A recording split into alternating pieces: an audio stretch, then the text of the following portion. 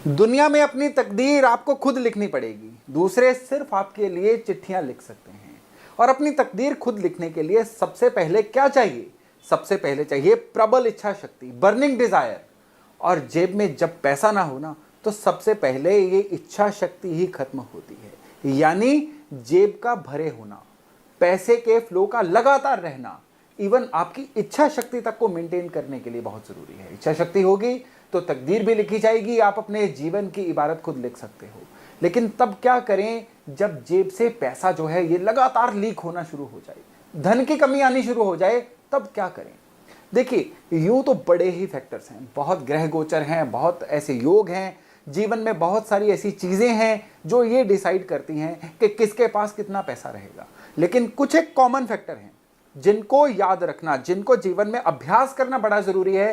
क्योंकि अगर वो फैक्टर्स जो हैं आपके मेंटेन्ड है ना, तो कम से कम इस बात की गारंटी हो जाती है कि आपके जीवन में पैसे की कमी नहीं आएगी।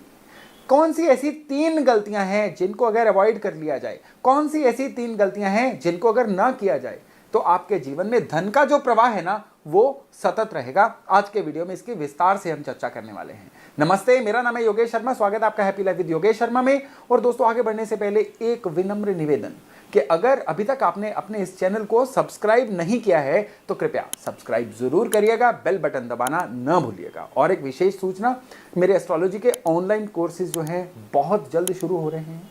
अगर आप चाहते हैं एस्ट्रोलॉजी को सीखना, अपने जीवन में उसको अप्लाई करना, अपना और अपनों की लाइफ को सुधारना, इवन एस्ट्रोलॉजी को प्रोफेशनली भी यूज करना, तो ये कोर्स निश्चय ही आपके लिए है। आप इस कोर्स को घर बैठे हुए ऑनलाइन ही कर पाएंगे। कैसे? उसके लिए जो स्क्रीन पे नंबर है, इस पे व्हाट्सएप करिए, बाकी सारी जानकारी आपको इस नंबर के द्वारा मिल जाएगी। तो चलिए आज के मुद्दे पे वापस आते हैं कि कौन सी ऐसी 3 गलतियां हैं जिनको अगर हम अवॉइड कर लेंगे तो जीवन में धन कृपा आती रहेगी और धन जो है निरंतर बढ़ता चला जाएगा। उनमें से जो तीसरा पॉइंट है, मैं यहां उल्टे क्रम में शुरू करूंगा। तीसरा पॉइंट जो है उसको सबसे पहले बताऊंगा। तीसरा पॉइंट जो है वो है अपने बर्थ चार्ट के उन घरों को, अपने बर्थ चार्ट के उन कोनों का ध्यान रखना जो कोने जिम्मेदार होते हैं आपके धन की लीकेज के। आपके बर्थ चार्ट में 2 ऐसे कोने हैं, 2 ऐसे एक्सिस हैं जिनका ध्यान रखना बड़ा जरूरी है। पहला है 12वां घर और दूसरा है छठा घर।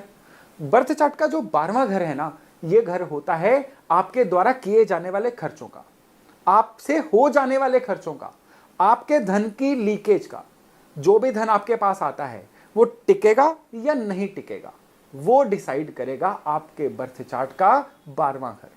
अगर किसी भी तरह से आपके बर्थ चार्ट का जो 12वां घर है ना, ये ज्यादा एक्टिव हो जाएगा ना, तो आपका धन जो है ये लगातार लॉस होता रहेगा।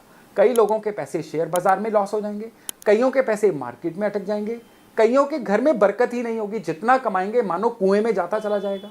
तो ये 12वें घर के एक्टिव होने की वजह से होता है। कैसे होता है वो भी अभी आपको बताता हूं, लेकिन अभी के लिए आपको इस चीज को हमेशा याद रखना है कि आपके बर्थ चार्ट का जो 12वां घर है ना, ये आपके धन के लॉस का एक ट्रिगर पॉइंट होता है। और यहीं पे एक दूसरा घर आता है, छठा घर। बर्थ चार्ट का जो छठा घर है, ये जब एक्टिव होगा, ये जब हाइपर एक्टिव होगा, तो ये क्या करेगा? ये इंसान को प्रॉम्प्ट करेगा कि खर्चे पूरे करने के लिए उधार ले लिया जाए, खर्चों को पूरा करने के लिए दाएं बाएं से कहीं से धन का बस जुगाड़ कर लिया जाए। ये घर एक्टिव होने पे, ये घर ज्यादा बलशाली होने पे इंसान को कभी पेशेंस नहीं रहने देता है। ऐसे इंसान क्या करेंगे कि जब भी धन की कमी आएगी, इधर से पकड़ लिए, उधर से पकड़ लिए, उधार ले लिए, एक कर्जे को चुकाने के लिए दूसरा कर्जा ले लिया, ब्याज के चक्कर में, इंटरेस्ट के चक्कर में फंसते चले गए। यानी अगर आपके बर्थ चार्ट का छठा और 12वां घर, ये दोनों आमने सामने घर होते हैं, ये अगर एक्टिवेट हो गए ना, तो फिर मानिएगा कि धन जो है ना, रेत की तरह आपके हाथ से फिसलता चला जाएगा। आप ढेरों ढेर कमा लीजिए, वो पैसा कहीं आपके लिए काम ही नहीं आएगा। आप मानो लोगों के लिए ही कमा रहे हो, लोग आते हैं अपना अपना हिस्सा ले जाते हैं, आप वहीं के वहीं रह जाते हो। तो आपको सबसे पहले जो गलती अवॉइड करनी है वो है कि अपने छठे और 12वें घर को गलती से भी एक्टिवेट नहीं करना है। अब आप सोच रहे होगे, भाई हमें तो पता ही नहीं है कि ये घर एक्टिवेट कैसे हो गया, हमारी लाइफ में दिक्कतें ये आ रही हैं, लेकिन हमें ये नहीं पता है कि हमने इसको एक्टिवेट किस तरह से कर लिया। तो इसके 2 तरीके हैं जानने के। पहला तरीका आपके घर के वास्तु से होके निकलता है और दूसरा तरीका आपकी लाइफ से होके निकलता है। आपको बताता हूं किस तरह से। सबसे पहले अपने घर के वास्तु में 2 कोनों का बड़ा ध्यान रखना है। सबसे पहला कोना है आपके घर का अग्नि कोण। साउथ ईस्ट, दक्षिण पूर्व कोना, यानी आपके घर का वो कोना जो आपके साउथ और ईस्ट के बीच में है। ये जो साउथ ईस्ट कोना है ना, ये कोना बहुत ही सेंसिटिव कोना है। इस कोने में अगर कोई ना कोई खराबी होगी तो ये आपके बर्थ चार्ट के जो लॉसेस का घर है ना, 12वां घर, इसको बड़ी बुरी तरह से एक्टिवेट कर देगी। तो आपने सबसे पहले ये पॉइंट चेक करना है कि कहीं आपके घर के साउथ ईस्ट में टॉयलेट तो नहीं है। टॉयलेट की एनर्जी याद रखिएगा, ये राहु की एनर्जी होती है। ये एनर्जी जो है ना, ये साउथ ईस्ट की दुश्मन होती है। अगर साउथ ईस्ट में टॉयलेट होगा तो सबसे पहले तो हिट लगेगी आपके पैसे पे, आपके जुड़े हुए पैसे पे, आपके धन का जो क्षय होता है ना, यानी आपका धन जो है आपके हाथ से एकदम से फिसलता चला जाए, धन का लॉस होता चला जाए, फिर ये माहौल बन जाता है। आपके घर के साउथ ईस्ट में राहु की एनर्जी और किस तरह से हो सकती है? हर तरह की गंदगी कबाड़ जो है वो राहु है। इवन आपके घर की छत पे भी अगर कबाड़ होगा ना, ये भी आपके 12th हाउस को बुरी तरह से एक्टिवेट कर देगा।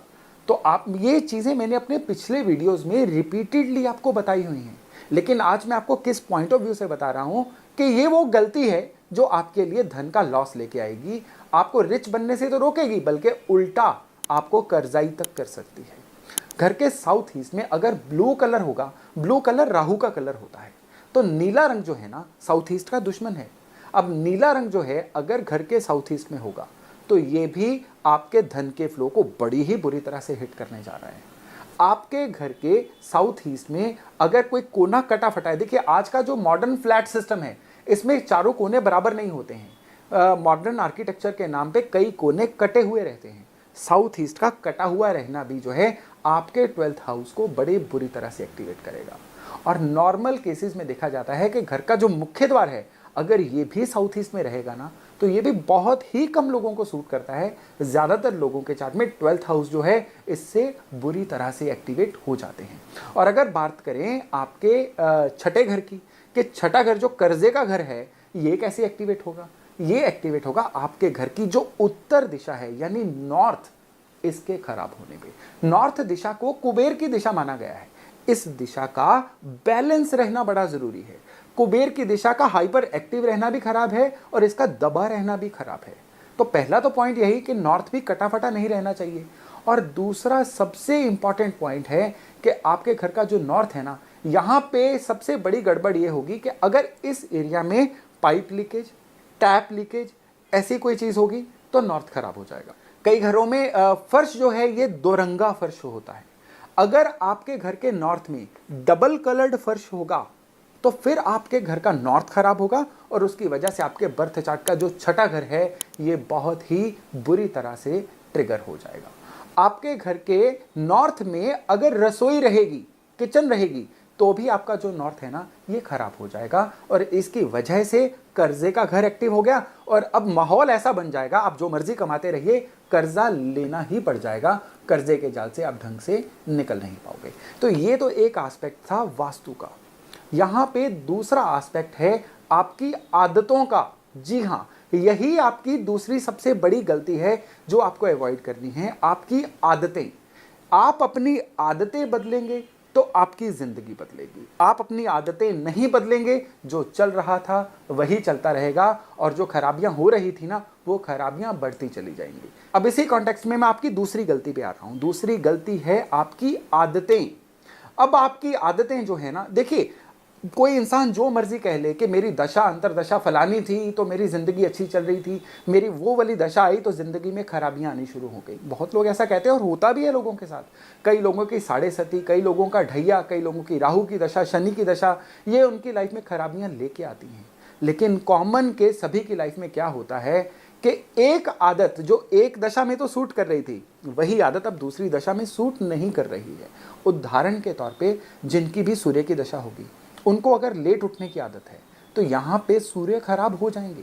अब यहाँ पे ये जो सूरज है ना, इनकी लाइफ में अंधकार लाना शुरू कर देंगे रोशनी की बजाय। राहु की किसी की दशा चल रही है और वो इंसान डिसिप्लिन्ड नहीं है। राहु से पहले जब मंगल की दशा चल रही थी तब डिसिप्लिन में ना होना फिर भी चल रहा था, लेकिन अब मंगल के बाद जब राहु की दशा आई है ना, आपको डिसिप्लिन्ड होना ही होगा। डिसिप्लिन्ड आप नहीं रहेंगे, ये राहु क्या करेंगे, सबसे पहले हिट डालेंगे आपकी अर्निंग कैपेसिटी पे और दूसरी हिट डालेंगे आपके संचित धन पे।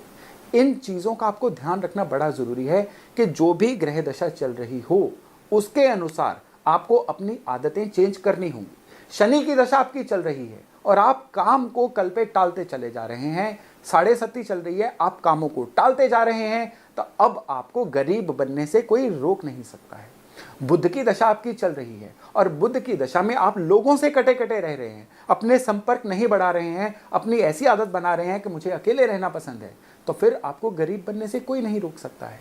मंगल की दशा है, मंगल की दशा में आप अपने भाइयों से, अपने दोस्तों से लड़ाई कर रहे हैं, आपकी लगातार लोगों से उलझने की जो आदत है वो बनी रही है, तो फिर आपको इस मंगल की दशा में भी धन के लॉस से कोई रोक नहीं सकता है। चंद्र की दशा है, चंद्र की दशा जो है ये सबसे इंपॉर्टेंट दशा होती है। लोग चंद्र की दशा को बहुत ही लाइटली ले लेते हैं। चंद्र की दशा आपकी आदतों के संदर्भ में सबसे इंपॉर्टेंट टाइम है। चंद्र की दशा कहती है खुद को अपग्रेड करते रहिए। चंद्र की दशा कहती है आप अपनी स्किल्स में नई नई चीजें ऐड करते रहिए, अपनी आदतों को इस तरीके से डेवलप करिए। आप जिस भी एज ग्रुप में हैं, सीखना बंद मत करिए। कहते हैं बूढ़ा वो इंसान नहीं है जो उम्र में बूढ़ा है, बूढ़ा वो है जो सीखना बंद कर देता है। आप अगर चंद्र की दशा से निकल रहे हैं और आप सीख नहीं रहे हैं, यकीन मानिए आप अपने धन को भी दीमक लगा रहे हैं, आप अपनी तकदीर को भी दीमक लगा रहे हैं। तो इसी तरह से अगर केतु की दशा है आपकी, केतु की दशा भटकाव की एंटी होती है। आप भटकते हैं, आप इधर उधर कुछ भी करते चले जा रहे हैं, दिशाहीन हैं, तो ये जो केतु है ना, आप बेड़ा गर्क कर देंगे, चीज़ों को बहुत खराब कर देंगे। केतु की दिशा में किसी एक चीज़ पे लेज़र फोकस रखना बहुत ज़रूरी होता है। तो ये थी आपकी दूसरी गलती, यानी आपकी आदतें जो चल रही परिस्थितियों के अनुसार आपको बदलनी चाहिए, नहीं बदलेंगे तो भुगतेंगे। और अब हम आते हैं गलती नंबर 1 पे। वो गलती जो आपको हर हालत में अवॉइड करनी है, वो गलती है आपको अपने बर्थ चार्ट के अनुसार काम करना है। आपके बर्थ चार्ट की ऊर्जा के अनुसार आप काम करेंगे तो जीवन में निरंतर आगे बढ़ते रहेंगे। आप अपनी बर्थ चार्ट की ऊर्जा के अगेंस्ट काम करेंगे तो वो काम आपको कुछ 1-2 सालों के लिए तो गेन दिला सकता है, सारी जिंदगी के लिए गेन नहीं दिला सकता है। आपको क्या करना है, अपने बर्थ चार्ट की ऊर्जा पहचाननी है कि आपके कारोबार से सबसे बढ़िया ऊर्जा कौन सी जुड़ी हुई है। क्या आपके 10th हाउस से आपका किस्मत का ग्रह जुड़ा हुआ है? क्या आपका 10th हाउस आपको कौन सा काम करने के लिए कह रहा है? क्या आपके द्वारा अभी किया जाने वाला काम जो है उसके अगेंस्ट तो नहीं है? ये चीज़ों का अगर आप ध्यान रखेंगे और उसके अकॉर्डिंग चलेंगे तो यकीन मानिए अब आपको जीवन में प्रगति करने से कोई नहीं रोक सकता है, धन कमाने से कोई नहीं रोक सकता है, धनी बनने से कोई नहीं रोक सकता है। तो दोस्तों ये थी वो 3 गलतियां जो आपको हर हालत में अवॉइड करनी है अगर आप अमीर बनना चाहते हैं, अगर आप धनी बनना चाहते हैं। तो दोस्तों आज की जानकारी यहीं तक थी। अब शुक्रवार रात 8 बजे मिलते हैं एक नई जानकारी, एक नई वीडियो के साथ। अपना खूब ध्यान रखिएगा। नमस्कार।